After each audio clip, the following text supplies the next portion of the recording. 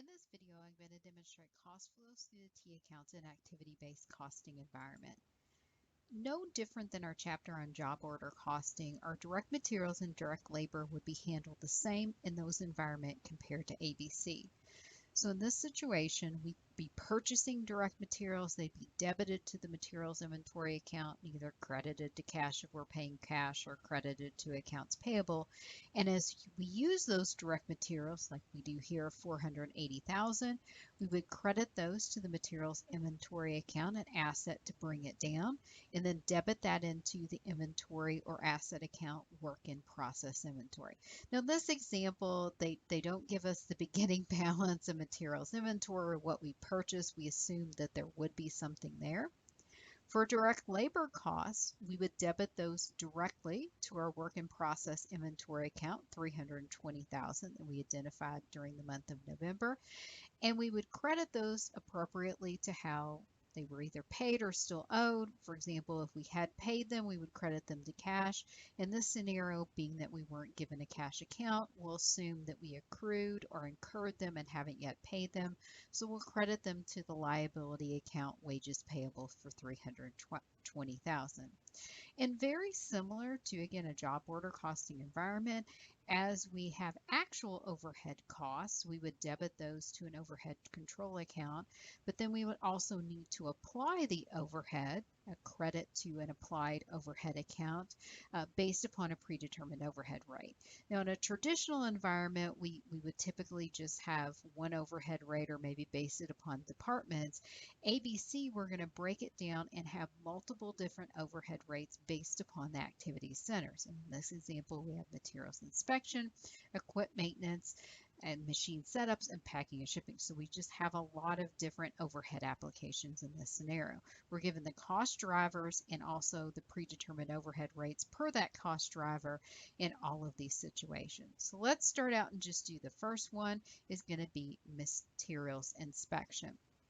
First, we need to calculate the amount. It's going to be 15% of material costs. We're already told that material costs were 480,000, so we take 15% of 480,000.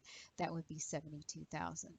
Again, we're going to credit that. We have separate overhead applied accounts based upon the different activity pools. We're going to credit that to overhead applied, 72,000, and then debit it or add it into work in process inventory of 72,000.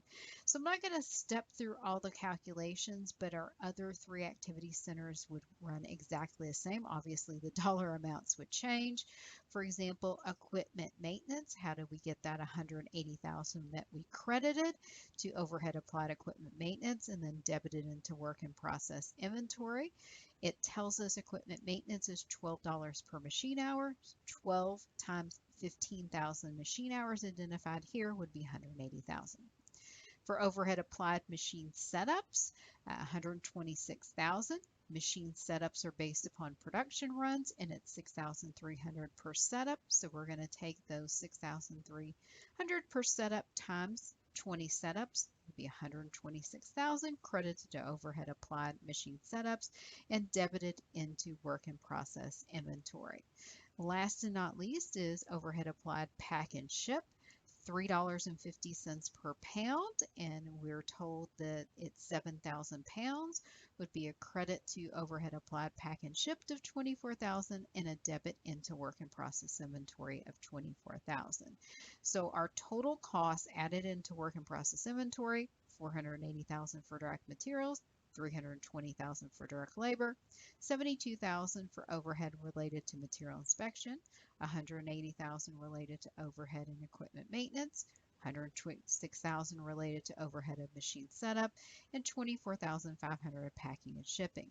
Now, I do want to note there's one important sentence here that it specifically says there were no work in process inventory. So what they're saying here is everything we put into production, we're going to go ahead and finish off.